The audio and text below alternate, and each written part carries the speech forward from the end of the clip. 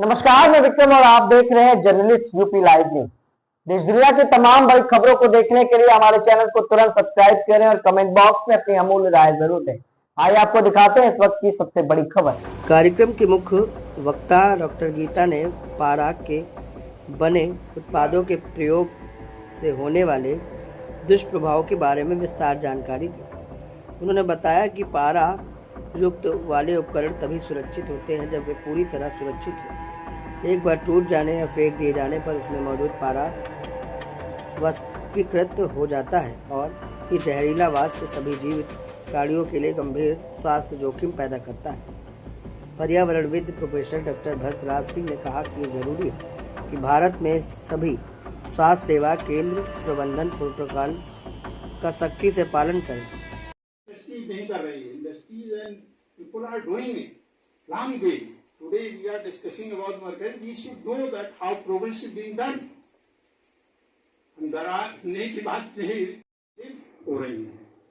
अब अगर हम एल्युमिनियम से कर रहे हैं तो एल्युमिनियम अब एक चीज और इसी के साथ कनेक्ट कर दूं, मटेरियल वो जा तो रहा है जीआईटी से, लेकिन वो अफेक्ट किसको कर रहा है? वो ब्रेन को अफेक्ट कर रहा है, जो सीवियर फॉर्म है। कैसे जा रहा है? बताइए कि आज यहाँ पे किस तरीके का आयोजन था, क्या वर्कशॉप थी?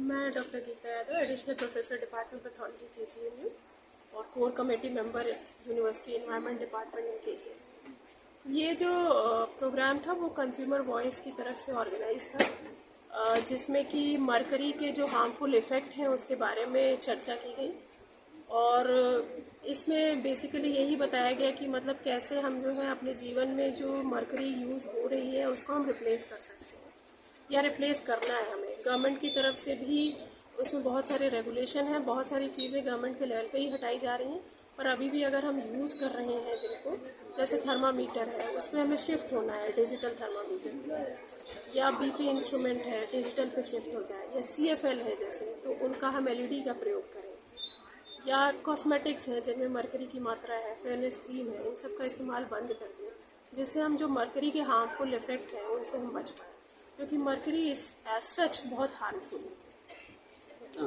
वो हर फॉर्म में हार्मफुल है।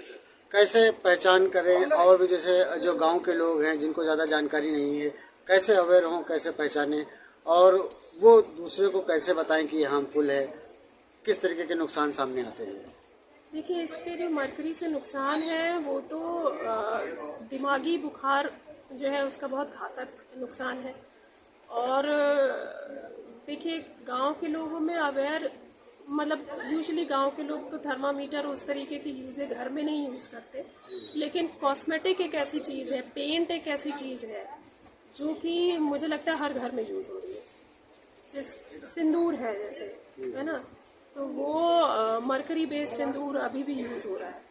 तो वो चीज़ें हैं जो कि प्रोडक्ट हम खरीद रहे हैं तो हमें उसका एक बार कंस्ट्यूम देखना चाहिए कि हम क्या खरीद रहे हैं, तो उनसे उसी प्रकार से हम बचें। क्या कहना चाहेंगी दर्शकों को? दर्शकों को हम यही कहना चाहेंगे कि भाई देखिए, पूरी तरह से मरकरी को हटाया नहीं जा सकता, क्योंकि ये तो क्रस्ट में है ही, ये तो अर्थ में है ही। बस ये हम उसके यूज़ को जितना कम से कम कर पाए अपने डे टू डे लाइफ में, तभी हम बचे रह पाएंगे। अच्छा, जैसे जो छोटे बच्चे होते हैं या जो मतलब हाल ही में जो माँ बनी होती हैं महिलाएं, तो क्या उसमें भी कुछ ऐसा मरकरी जैसा कुछ रहता है?